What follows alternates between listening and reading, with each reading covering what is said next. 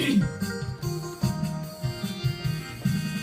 มหนาวพัดมาหอบกลิ่นมาลาคิดฮอดแย้มจันทร์ผู้สาวแพงหัวพันน้องนั้นอยู่กับผู้ใดแต่งงานหรือยังสาวดังของเมืองสักไทยงานสาวเมืองเลียงใสอายอยู่ไกลแต่ใจมาน้องสร้างอำเภอสาวสำเนาดินแดนมากจองงามเทียบสาวเวียงทองเดี๋ยวมองพอทองต้องนาสาวเมืองเสียงทอง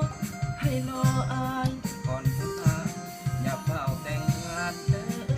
อลาบางแขกควันตาสาวสามีเด้อสาวเมืองหัวเมืองอย่าเพื่องสาวกำลังสงกรานต์บนเรือนพาสมเฮามาเที่ยวตาดสะเลินสมเที่ยวทำผ่านผู้นำสู่ใจแท้แหล่งผู้สูงที่ลมพัดเสยส่งคำเอ่ยแท่น้องหัวพันยามอายจากลาของฝากมากจ้องมากคันรอใดรอแกงแซ่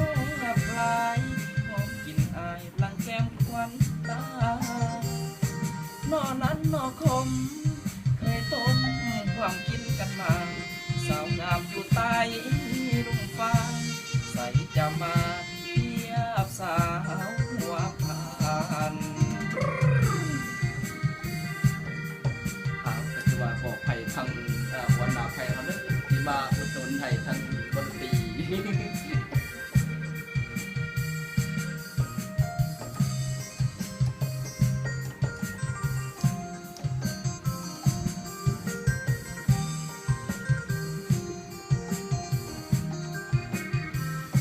สาวเมืองหัวเมืองอย่าเมืองสาวคำลา